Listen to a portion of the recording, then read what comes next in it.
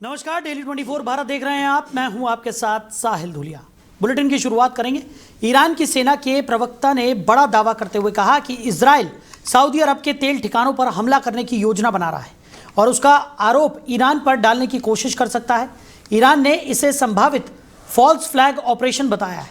Iran के सैन्य मुख्यालय खातम अल अनबिया के अनुसार उन्हें क्षेत्र में ऊर्जा ढांचे पर हमले की तैयारी की जानकारी मिली है, जिसमें सऊदी अरब के तेल और गैस प्लांट, खासकर सऊदी अरामको के ठिकाने शामिल हो सकते हैं। ईरान ने चेतावनी दी है कि अगर उस पर या उसके ठिकानों पर हमला होता है तो वो जवाबी कार्रवाई करेगा और खुलकर जिम्मेदारी भी लेगा। ईरान के मुताबिक वो केवल अमेरिका और इजराइल से जुड़े ठिकानों को निशाना बनाएगा। सऊदी अरब वैश्विक तेल आपूर्ति का प्रमुख केंद्र है। ऐसे में किसी भी हमले का असर अंतर्राष्ट्रीय बाजार पर पड़ सकता है।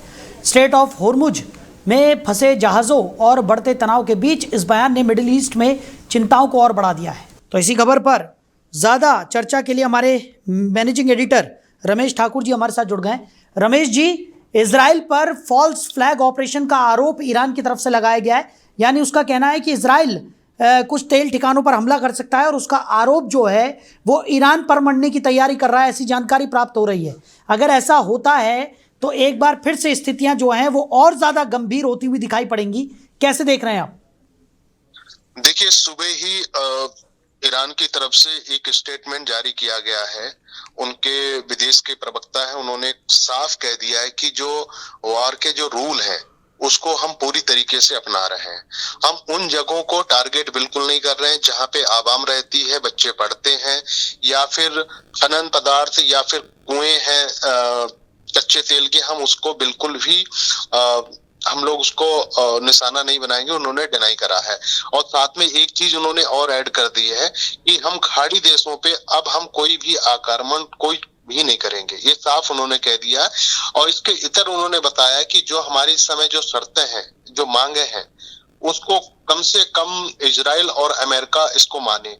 अगर उन्होंने कोई भी हमारे कुएं पे या ऐसे जगहों पे उन्होंने अगर कोई भी आक्रमण करा या कोई वार करा तो उसका जवाब हम लोग फिर ऐसा देंगे जिसका कोई सोच भी नहीं सकता है। उनका कुल मिला के निशाना यही है कि हम ये लड़ाई फिर उन कुएं तक ले जाएंगे जहां पे आपके कच्चे तेल का भंडार है। तो इस तरीके से चेतावनी दी है। और अच्छा, ये चेतावनी मुझे लगता है कि जो स्टेट होमिट्स जो है, जहां से जो कच्चे लदे तेल के जितने भी वहां पे वाहन वगैरह और जहाज जो फंसे पड़े हैं, उनके लिए और मुश्किलात इन्होंने पैदा कर दी है। क्योंकि अभी तक ये चल रहा था कि नहीं, कुछ चीजें हो रही हैं, सहानुभूति की चीजें हैं और कुछ ईरान कई चीजों पे मान गया है, लेकिन ये जब चीजें हुई हैं तो उसके बाद में चीजें और मुझे लग रहा परिस्थितियां बिगड़ती जा रही हैं। 2 दिन पहले ये कहा गया था कि ईद आने वाली है, रमजान का पाक महीना चल रहा है, इसमें कम से कम ईद तक दोनों तरफ से वॉर को रोका जाए, ये बात भी निकल के आई है। लेकिन हालांकि पिछले 24 घंटे में देखा गया है कहीं पे कोई मिसाइल ना इधर से ना उधर से कहीं से भी नहीं छोड़ी गई है। इस तरीके से हताहत होने की कोई भी सूचना नहीं है। अब बात फिर वही आ जाती है, जब वॉर को लेके जब आप जो नियमावली जो बनी हुई है उसका आप खुलेआम जब उल्लंघन करते जा रहे हो, तो जाहिर सी बात है इसकी क्या कोई ऐसी तगड़ी को रणनीति तो नहीं है कि भाई ईद वाले दिन जो इनका बड़ा पर्व माना जाता है, बड़ा त्योहार माना जाता है, तो उस दिन कोई अटैक तो नहीं करेंगे। अगर साहिल जी इस तरीके से चीजें होती हैं, ईरान ने पूरी तरीके से ये अपनी मंशा को जाहिर कर दिया है। अगर अमेरिका इजराइल की तरफ से इन दिनों में अगर कोई भी जरा सा भी इन्होंने अटैकिंग हमारे ऊपर की तो उसका जवाब फिर ये ऐसा देंगे जिसका किसी ने कल्पना तक नहीं की होगी। जी बिल्कुल। और जिस तरीके की स्थितियां अभी बनती हुई दिखाई दे रही हैं उससे तो साफ तौर पर जाहिर है कि अभी ये जो संघर्ष है वो थमने वाला नहीं है, क्योंकि दोनों ही तरफ से बयानबाजी का दौर भी हम लगातार देख रहे हैं, चाहे वो अमेरिका की तरफ से हो, इजराइल की तरफ से हो और या ईरान की तरफ से हो। लगातार देखने को मिल रहा है कि दोनों ही पक्ष जो हैं वो कहीं से भी पीछे हटने को तैयार नहीं है और लगातार एक के बाद एक जो चीज़ें निकल कर सामने आ रही हैं उसने इस संघर्ष को और ज़्यादा हवा दे दी है। यानी कि कहा जा सकता है कि आने वाले समय में या आने वाले कुछ समय तक तो ये जो संघर्ष है वो इसी तरह से आगे बढ़ता हुआ यहाँ पर नजर आएगा। नहीं, शुरुआत में ये लग रहा था कि पहला दिन या दूसरा दिन या 2-4 दिन जो वॉर के हैं बीच इस दरमियान जो नुकसान हुए हैं, 165 बच्चों को जिंदा मार दिया गया ईरान के अंदर, उसके बाद से ये लग रहा था चीजें सुधरेंगी, थोड़ी बहुत सिंपैथी किसी के अंदर आएगी कि नहीं, जंग में बहुत नुकसान हो रहा है दोनों तरफ से। ऐसा नहीं कि अमेरिका जो ये सोच रहा था या इजराइल ये सोच रहे थे कि हमारा जो जॉइंट वेंचर जो वॉर है इसमें हम ईरान को तबाह कर देंगे। 24 या 2 दिन की इन्होंने डेडलाइन दी थी कि 2 दिन के अंदर हम ईरान को पूरी तरीके से तबाह कर देंगे, लेकिन कमोबेश वैसा हो नहीं पाया। जिस तरीके से ईरान ने अपनी तैयारियां की हैं और जिस तरीके से जो लड़ाइयां वो लड़ रहा है, उससे दांत खट्टे कर दिए इनके। अभी कल अमेरिका की तरफ से उनके प्रेस प्रवक्ता और उनके जितने भी विपक्ष के लोग हैं, जो बड़े नेता हैं, उन्होंने सीधे मोदी का नाम लिया है। उन्होंने कहा अगर इसमें चाहे तो मोदी अगर अपने से कोई कोशिश करें या ट्रंप को फोन करें या उनसे बात करें तो वो और रुक सकता है। तो ऐसे में मुझे लगता है वैश्विक स्तर के जो बड़े नेता हैं उनको आगे आना चाहिए, बात करनी चाहिए। अब होता क्या है, जब 2 घरों में कोई भी झगड़ा होता है तो बगल का पड़ोसी या कोई रिश्तेदार आके ही उनको पैचअप करवाते हैं, लेकिन इस बीच में ऐसा कुछ नहीं हो रहा है। बात फिर यहाँ पे आ जाती है कि अगर सामने वाला समझने वाला हो, बात को समझता है, तो कम से कम उसको समझाया जाए। और ट्रंप की जो स्थिति है, दिमागी रूप से उनकी स्थिति है, तो उसको समझ पाना बड़ा मुश्किल हो जा रहा है। वो कब क्या करते हैं उनके देशवासियों को नहीं पता, उनके कैबिनेट को भी नहीं पता है। व्हाइट हाउस में कब कौन सा निर्णय ले लिया जाए और वो उस निर्णय में कितनी नुकसानदायक है और कितनी इकोनॉमी उनकी ध्वस्त हो रही है, इसकी भी परवाह मुझे लगता है डोनाल्ड ट्रंप नहीं कर रहे हैं। तो मुझे लग रहा है अगर इस तरीके से ये जिद रही तो इस जिद में अमेरिका भी तबाह होगा, इजराइल भी तबाह होगा और ईरान भी तबाह होगा। और मुझे लगता है इनके साथ साथ, इन 3 कंट्रियों के साथ साथ जो खाड़ी देशों में जिस तरीके से बमबारी हो रही है, और जैसे दीपावली में हम लोग देखते हैं पटाखे बजते हैं, उस तरीके की चीजें हो रही हैं। और तेल से लेके, खनन पदार्थ से लेके, कपड़े से लेके हर चीजों में जो वहां पे एक वृद्धि हुई है, जो उसमें एक रेट हाई हुआ है, तो मुझे लग रहा है ये किसी के लिए नुकसानदायक नहीं, सिर्फ आवाम के लिए है। मुझे लगता है कि इन सब चीजों को देखते हुए ग्लोबल स्तर पर एक मीटिंग होनी चाहिए, क्योंकि बड़ी जन कल्याणकारी समितियां होती हैं, ब्रिक्स भी होता है, G20 भी होता है, ये सब चीजों जितनी भी यूएन वगैरह के जितने भी सदस्य हैं, सबको एक मंच पे आना चाहिए और एक किसी भी सूरत में वॉर को रुकवाना चाहिए। चलिए रमेश जी, हमारे साथ जुड़ने के लिए, इस तमाम चर्चा के लिए आपका बहुत शुक्रिया। तो आपको बता दें कि लगातार जो संघर्ष की स्थितियां हैं वो यहाँ पर बनी हुई नज़र आ रही हैं। इजराइल पर फॉल्स फ्लैग ऑपरेशन का आरोप यहाँ पर ईरान की तरफ से लगाया गया है। सऊदी तेल ठिकानों को निशाना बनाने की साजिश इजराइल रच रहा है, ऐसा ईरान का कहना है। ईरान ने कहा कि वो ये कृत्य करेगा और उसके बाद ईरान पर इसका सारा जो ठीकरा है वो फोड़ देगा। वहीं गाजियाबाद के खोड़ा थाना क्षेत्र की मुल्ला कॉलोनी में रमज़ान के दौरान सड़क पर इफ्तार करने का वीडियो सोशल मीडिया पर तेज़ी से वायरल हो रहा है। तो आपको बता दें कि वीडियो में देखा जा सकता है कि सड़क पर इफ्तार पार्टी आयोजित की गई, जिससे राहगीरों और बाइक सवारों को रास्ता बदल कर निकलना पड़ा और यातायात प्रभावित हुआ। वीडियो सामने आने के बाद मामला तूल पकड़ता जा रहा है। हिंदू रक्षा दल के नेता सोनू शर्मा ने इस पर प्रतिक्रिया देते हुए आगामी मंगलवार को लेबर चौक मुल्ला कॉलोनी में हनुमान चालीसा पाठ कराने की घोषणा की है। उन्होंने सोशल मीडिया प्लेटफॉर्म इंस्टाग्राम पर कहा कि अगर सड़कों पर इफ्तार हो सकती है तो सड़कों पर हनुमान चालीसा पाठ भी किया जा सकता है। इस घोषणा के बाद इलाके में माहौल गर्मा गया है और इस मुद्दे को लेकर चर्चाएं भी तेज हो गई है। फिलहाल प्रशासन और पुलिस की ओर से कोई आधिकारिक बयान सामने नहीं आया है, लेकिन स्थिति को देखते हुए सुरक्षा व्यवस्था बढ़ा दी गई है और आने वाले समय में इसे और ज़्यादा बढ़ाया जा सकता है। अब सभी की नज़र प्रशासन की आगामी कार्रवाई पर टिकी हुई है। तो मुल्ला कॉलोनी में सड़क पर नमाज़ पढ़ने का ये पूरा मामला सामने आया, जिसके बाद काफ़ी ज़्यादा माहौल गर्मा गया है। अब हिंदू सेना की तरफ से भी ये कहा जा रहा है कि सड़क पर अगर नमाज़ पढ़ी जा सकती है तो सड़क पर हनुमान चालीसा का पाठ भी किया जा सकता है। तो हिंदू रक्षा दल ने इस पर अपनी प्रतिक्रिया दी है। खबर पर ज़्यादा जानकारी के साथ हमारे सहयोगी अजीत रावत हमारे साथ जुड़ गए। अजीत, मुल्ला कॉलोनी में सड़क पर नमाज पढ़ने का एक जो वीडियो वायरल हुआ है, उसके बाद अब हिंदू रक्षा दल की तरफ से भी प्रतिक्रिया सामने आ रही है। काफ़ी ज़्यादा माहौल गरमाया हुआ नज़र आ रहा है, क्या स्थिति है? देखिए, बिल्कुल आपको बता दें कि सोशल मीडिया पर एक वीडियो तेजी से वायरल हो रही है, जिसमें ये देखा जा रहा है कि 700 रुपए की इफ्तियार के समय सड़कों पर खोड़ा के मुल्ला कॉलोनी क्षेत्र के अंदर यहाँ पर कुछ मुस्लिम समुदाय के लोगों ने इफ्तियार करते हुए सड़कों पर नजर आ रहे हैं, जिसमें ये देखा जा रहा है साफ तौर पे कि वो अपना रोजा खोलते हुए वहां नजर आ रहे हैं। वहीं दूसरी तरफ वीडियो वायरल होने के बाद जो सोशल मीडिया पर चर्चाएं तेज हो गई और उसके बाद हिंदू रक्षा दल के जो कार्यकर्ता है सोनू शर्मा, खोड़ा से हिंदू रक्षा दल के नेता है, उन्होंने साफ तौर पे इस पूरे मामले का संज्ञान लेकर उन्होंने ये साफ कर दिया कि जो इस तरीके की किरत अगर की जा रहा है तो एक भेदभाव नहीं किया जाना चाहिए। आखिर अगर ये इस तरीके की चीजें अगर हो रही है तो हम आने वाले मंगलवार को बड़ी हनुमान चालीसा जो है वो जो है लेबर चौक पे, खोड़ा के लेबर चौक पे देखने को मिलेगा। भव्य तरीके से हनुमान चालीसा जो है वो चौक पे की जाएगी। तो एक बड़ी बात जो है वो हिंदू रक्षा दल के नेता ने कहा है ये, और ये साफ कर दिया है कि आने वाले मंगलवार को किसी तरीके की जो शांति व्यवस्था है वो बनाए रखने के लिए भी पुलिस की पूरी निगरानी भी है। और ये देखने वाली बात है कि आने वाले मंगलवार को किस तरीके से ये हनुमान चालीसा का पाठ अगर होता है तो पुलिस की क्या भागीदारी रहती है कि शांतिपूर्ण तरीके से दोनों पक्षों को समझाकर दोनों को मामला शांत कराया जाए। हालांकि इफ्तियार पार्टी जो है उस सड़कों पर दिखाई दे रही है, जिसमें ये साफ तौर पर देखा जा सकता है कि रोजा जो है कुछ मुस्लिम समुदाय के लोग जो है वो खोलते हुए नजर आ रहे हैं, जिसमें ये भी देखा जा रहा है कि कुछ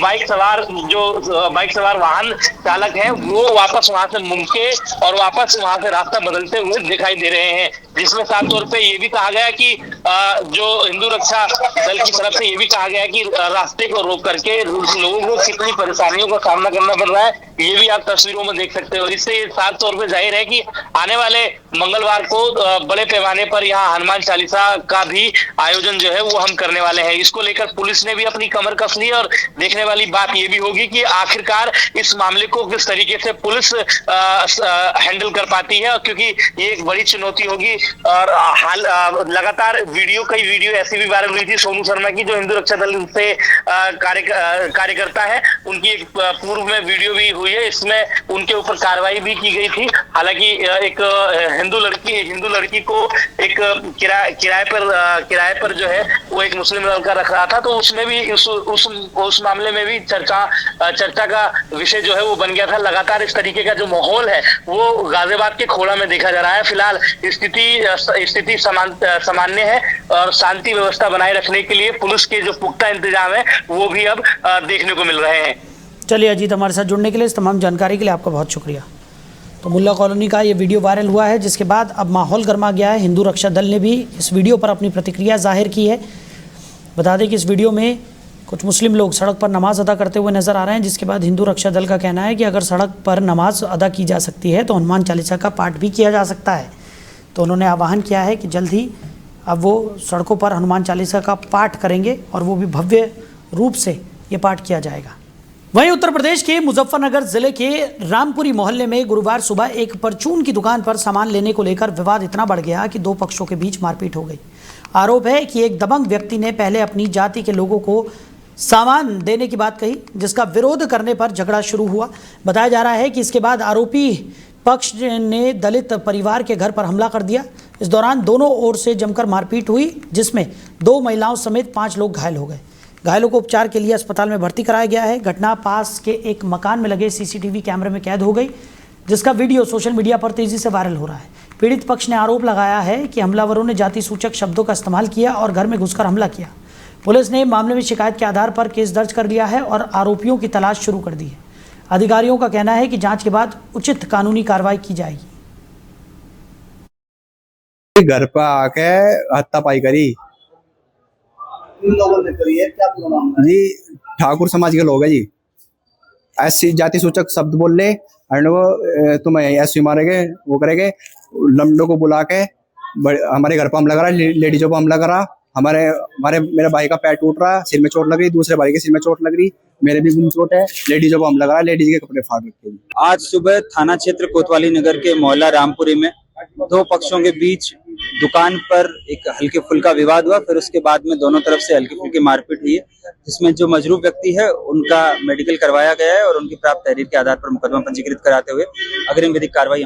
वहीं गाजियाबाद के मोतीनगर थाना क्षेत्र में पुलिस ने 30 लाख रुपए की लूट की झूठी सूचना देने वाले 3 आरोपियों को गिरफ्तार कर मामले का खुलासा किया है। 17 मार्च 2026 की रात डायल 112 पर सूचना दी गई थी कि कार सवार लोगों से बाइक सवार बदमाशों ने पिस्टल के बल पर 30 लाख रुपए लूट लिए। जांच के दौरान पुलिस को मामला संदिग्ध लगा, जिसके बाद सख्ती से पूछताछ की गई। इसमें सामने आया कि पूरी वारदात फर्जी थी और आरोपियों ने खुद ही लूट की कहानी गढ़ी थी। पुलिस के अनुसार प्रवीण कुमार गुप्ता, आयुष और मोहम्मद जाहिद उर्फ शाहिद ने कर्ज और पैसों के लेन देन से बचने के लिए ये साजिश रची थी। उन्होंने सुनसान इलाके में कार रोककर उस पर पत्थर मारे और लूट का नाटक कर 112 पर कॉल कर दी। आरोपियों के पास से 19 लाख रुपए बरामद किए गए हैं। पुलिस ने तीनों को गिरफ्तार कर उनके खिलाफ मुकदमा दर्ज कर लिया है और आगे की कार्रवाई जारी है। इस सूचना पर पुलिस ने तुरंत मौके पर पहुंची, इसकी छानबीन की। तो जो सूचना देने वाले थे एक तो नसीम थे और उनसे जब पूछताछ की गई तो पता लगा तो संदिग्ध लगा उनका व्यवहार और उनकी गतिविधि या जो सूचना दिया तो सूचना भी संदिग्ध लगी। इसके अब जब गहराई और पूछताछ की गई तो उनके द्वारा स्वीकार किया गया कि प्रवीण कुमार गुप्ता जो है ये प्रॉपर्टी डीलिंग का काम करते हैं। उन्होंने एक प्रॉपर्टी बिकवाई थी जो दिल्ली की थी, उसके पैसे को इनको देना था और वहाँ से जो दूसरी पार्टी थी उससे 20 लाख रुपए इन्होंने लिया था। इनकी नीयत पैसा लेने के बाद खराब हो गई थी। इन्होंने प्लान किया था इस पैसे को हम वापस बांट देंगे और झूठ दिखा करके इस पैसे को रखने का इन लोगों की योजना थी। वहीं मुजफ्फरनगर के भोपा थाना क्षेत्र में पुलिस ने गौशाला के लिए जमीन दिलाने के नाम पर 28.50 लाख रुपए की ठगी करने वाले गिरोह का पर्दाफाश किया है। पुलिस ने सरगना समेत 7 आरोपियों को 24 घंटे के अंदर गिरफ्तार कर उनके पास से 22 लाख रुपए नगद, कंप्यूटर उपकरण और फर्जी आधार कार्ड बरामद किए हैं। पीड़ित विष्णुदास ने शिकायत की थी कि आरोपियों ने फर्जी दस्तावेज तैयार कर जमीन दिलाने का झांसा देकर उनसे लाखों रुपए ठग लिए और विरोध करने पर जान से मारने की धमकी भी दी। पुलिस ने तत्परता दिखाते हुए मुकदमा दर्ज कर टीम गठित की और तुगलकपुर रोड स्थित एक मुर्गी फार्म से सभी आरोपियों को पकड़ लिया। पूछताछ में खुलासा हुआ कि गिरोह ने नज़ीर नाम के फर्जी ज़मीन मालिक का आधार कार्ड बनाकर 42 बीघा ज़मीन का सौदा 31 लाख में तय किया। इसके लिए फर्जी इकरारनामा तैयार कर पीड़ित से 28.50 लाख रुपए ऐंठ लिए गए। पुलिस ने सभी आरोपियों को जेल भेज दिया है। एसएसपी ने टीम को 25,000 रुपए का इनाम देकर सम्मानित भी किया और सख्त कार्रवाई के निर्देश दिए। देखिए, दिन 17/2/26 को बाबा विष्णुदास, जो कि मूलतः हाथरस के रहने वाले थे, उनके साथ फ्रॉड की घटना, उन्होंने अपने जमीन को वहां पर अपने पैतृक जमीन को बेच करके यहाँ पर सुक्रताल में बाबा विष्णुदास जो कि बगल में बैठे हुए हैं, आप देख रहे हैं उनकी खुशी के आंसू भी निकल रहे थे अभी, और उन्होंने 28,50,000 रुपए में जमीन बेच करके यहाँ गौशाला के लिए सुक्रताल में जमीन खोज रहे थे। 8 साल से जो उनकी सेवा कर रहा था गौशाला की हासिम नाम का व्यक्ति, अपने विभिन्न प्रकार के सदस्यों के साथ, मित्रों के साथ इसमें षड्यंत्र पूर्वक किसी को लेखपाल, किसी को कानूनगो, किसी की जमीन का मालिक, किसी के खेत में पेड़ लगा हुआ है, पूरा प्रेजेंटेशन दे करके, और जो फर्जी आधार कार्ड बनाते थे, फर्जी जो क्या कहते हैं ऐसे डॉक्यूमेंट्स बनाते थे जो कि इकरारनामा था और बैनामा की कागज बनाते थे, ऐसे सारे लोगों को गिरफ्तार किया गया है जो पूरे इसमें सारे सदस्य शामिल थे। इसमें 22 लाख रुपए 48 घंटे के अंदर पुलिस द्वारा बरामद किए गए। वहीं ग्रेटर नोएडा के गामा 2 सेक्टर स्थित एक मकान में चोरों ने बड़ी वारदात को अंजाम देते हुए नकदी और जेवरात चोरी कर लिए। पीड़ित राजेश कुमार के अनुसार उनका परिवार 2 मार्च को घर बंद कर बाहर गया हुआ था। जब वो 4 मार्च को वापस लौटे तो घर का दरवाज़ा खुला मिला और अंदर का सामान बिखरा हुआ था।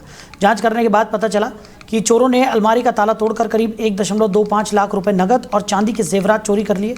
घटना से परिवार में दहशत का माहौल है। पीड़ित ने तुरंत मामले की सूचना पुलिस को दी, जिसके बाद बीटा 2 थाना पुलिस ने मौके पर पहुंचकर जांच शुरू की।